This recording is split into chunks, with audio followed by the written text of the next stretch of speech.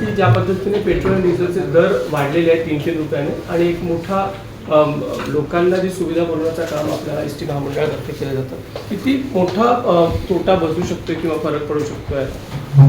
नाही, तोटा तर फार मोठ्या प्रमाणात पडणार आहे, कारण जवळजवळ वर्षाला 4,300 कोटी रुपयाचं डिझेल हे एस टी महामंडळाच्या माध्यमातून आम्ही विविध संस्थांकडनं घेतो. म्हणजे इंडियन ऑइल, भारत पेट्रोलियम ह्या संस्थांकडनं आम्ही घेत असतो आणि 3 रुपये एका लिटर मागे ही दरवाढ झाली असल्याकारणानं आम्हाला सगळ्यात जास्त त्याचा फटका बसणार आहे. कारण एकमेव महामंडळ राज्य शासनाचं असं आहे की एवढं मोठ्या प्रमाणात डिझेलची खरेदी विविध संस्थांकडनं ती करते. त्यामुळे भविष्यामध्ये ह्याचं नुकसान जे आहे ते एस टी महामंडळाला भोगावं लागणार आहे. ठीक आहे, आजच्या तारखेला आम्ही काही दरवाढ करायचा किंवा भाडेवाढ करायचा निर्णय केलेला नाही, पण भविष्यामध्ये नाईलाज का होईना पण नाईलाज म्हणून तो निर्णय घेणं आम्हाला अपेक्षित आहे, कारण तो तोटा तर आम्ही सहन करू शकत नाही आणि एस टी महामंडळाची तेवढी आर्थिक परिस्थिती सुद्धा नाही आहे.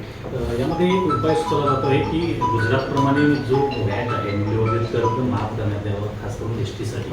असे राज्य सरकारनं जर घेतलं गेली भूमिका तर एस टीचा तोटा देखील कमी होईल. नाही बघा, शेवटी राज्य शासनाची ती भूमिका आहे. फायनान्स डिपार्टमेंटकडे काही गोष्टी आम्ही पाठवल्या होत्या, परंतु ज्यावेळेस आम्ही हा प्रस्ताव डिझेलच्या बाबतीत इंडियन ऑइल कंपनीला ते निविदा लागलेली आहे आणि त्यांनी काही डिझेलचा पुरवठा हा गुजरातमधनं अंदाजे साधारणतः 91 ठिकाणावरनं करायचं त्यांनी सांगितलेलं आणि काही पुरवठा महाराष्ट्रातनं ते करत आहेत. त्यामुळे महाराष्ट्रामध्ये काही परिणाम होणार नाही, पण गुजरातमधनं जर डिझेल आम्ही घेतलं तर राज्य शासनाच्या महसुलामध्ये तूट होणार होते.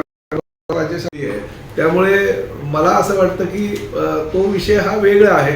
परंतु जर गुजरातप्रमाणे फक्त एस टी महामंडळाला ते व्हॅटमध्ये सवलत देऊ शकत नाही, कारण तो धोरणात्मक निर्णय होईल.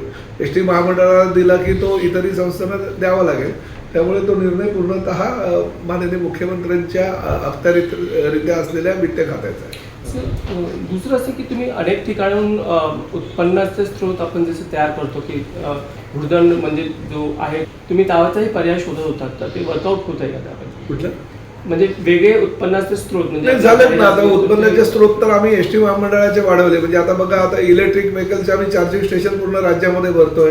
त्यामुळे ते 200 चार्जिंग स्टेशन आहे ते PPP तत्वावर करतोय. म्हणजे एस टीच्या गाड्या ज्या आहेत त्याला चार्जिंग पूर्ण झाल्यानंतर उर्वरित वेळ आम्ही खाजगी गाड्यांना सुद्धा ती चार्जिंग स्टेशनची परवानगी देणार. त्यामुळे तो उत्पन्नाचा एक स्रोत निर्माण होणार. आम्ही स्वतःचं छावा नावाचं ॲप करतोय, तेही आता साधारण 2 महिन्यामध्ये चालू होईल. म्हणजे त्याच्या माध्यमातून उत्पन्न आम्हाला मिळेल. एस टी महामंडळाला आतापर्यंत फक्त साधारणतः 50 ते 52 कोटी रुपये जाहिरातीच्या माध्यमातून मिळत होते. ते आता आम्हाला निविदा प्रक्रिया राबवली 250 कोटी रुपये मिळत आहेत. आजपर्यंत इंडियन ऑइल, भारत पेट्रोलियम सारख्या मोठ्या मोठ्या कंपन्या आम्हाला फक्त 2 रुपये 70 पैसे डिस्काउंट देत होते. त्याच इंडियन ऑइलनं आम्हाला जेव्हा निविदा प्रक्रिया राबवली तेव्हा 5 रुपयापेक्षा जास्त 5 रुपये 13 पैसे आम्हाला डिस्काउंट देण्याचा निर्णय घेतलेला आहे. त्यामुळे एस टी महामंडळाचं नाही म्हटलं तरी जवळजवळ 280 ते 290 कोटी रुपयाचा फायदा होणार आहे.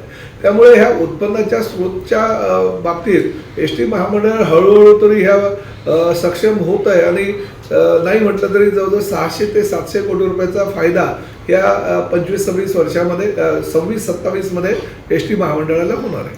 सर, मोठा जो कामगार वर्ग आहे आपला तो पण चिंतेत आहे, कारण का पेट्रोल डिझेल दर वाढल्यामुळे प्रामुख्याने तर त्यांच्या पगारावर येणारा ताण किंवा बिलकुल कामगारांच्या पगारावर प्रताप सरनाईक या ठिकाणी या खुर्चीवर आहेत तोपर्यंत कामगारांच्या पगारावर काही परिणाम होणार नाही. किंवा कामगारांना त्यांची काही मागील देणी आहे ते देणी देण्याचा विचार ह्या वाढलेल्या उत्पन्नातून देण्याचा निर्णय महामंडळाचा अध्यक्ष म्हणून मी भविष्यामध्ये घेणारच आहे. परंतु सर्वसामान्य एस टी कामगारांचा पगार किमान 10 तारखेच्या आत म्हणजे 7 तारखेपर्यंत व्हावा ही जी आमची भूमिका आहे. त्या भूमिकेमध्ये एखाद दुसरा दिवस 7 ते 10 तारखेच्या दरम्यान जो आहे तो मागे पुढे होतो, परंतु आजपर्यंत तरी त्यांना पगार मिळालेला आहे. बाईक टॅक्सीच्या संदर्भात आपण निर्णय घेतला होता आणि सूचना दिल्या होत्या की जर असे बाईक टॅक्सी सुरू राहिल्या तर ते पण गुन्हे दाखल करण्यात येईल, परंतु त्याची कारवाई जी आहे ती इम्प्लिमेंटेशन झाली त्या अद्याप झालेली नाही. आमच्या परिवहनचे आयुक्त राजेशजी नार्वेकर आणि त्याचबरोबर मी स्वतः परवाच सायबर क्राईमला पत्र दिलेले आहे. डीजींना दाते साहेबांना सुद्धा त्याची एक कॉपी दिलेली आहे आणि नक्कीच त्याला वेळ लागतो, कारण त्यांचा जो ॲप आहे तो ॲपच बेकायदेशीररित्या तो ॲप रद्द करावा म्हणून आम्ही मागणी केलेली आहे. सायबर क्राईमच्या माध्यमातून आमचे अधिकारी आता RTOचे नियुक्त केलेले ते फॉलोअप करत आहेत.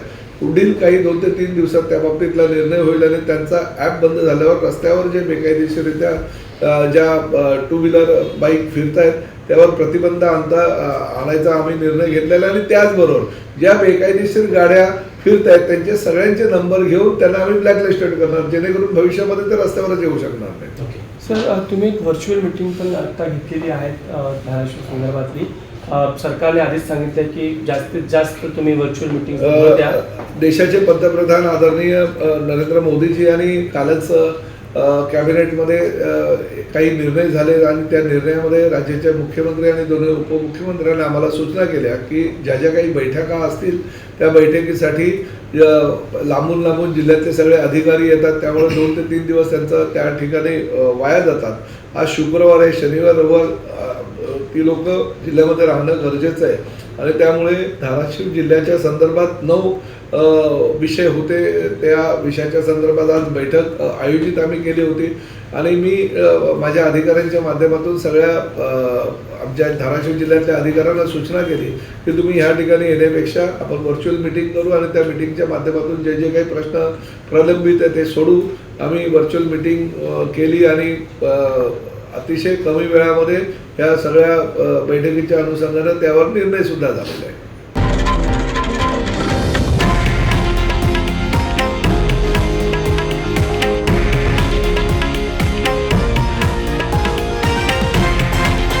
हे आहे देशातील नंबर 1 न्यूज नेटवर्क आणि आपण पाहत आहात TV9 मराठी, एकमेव.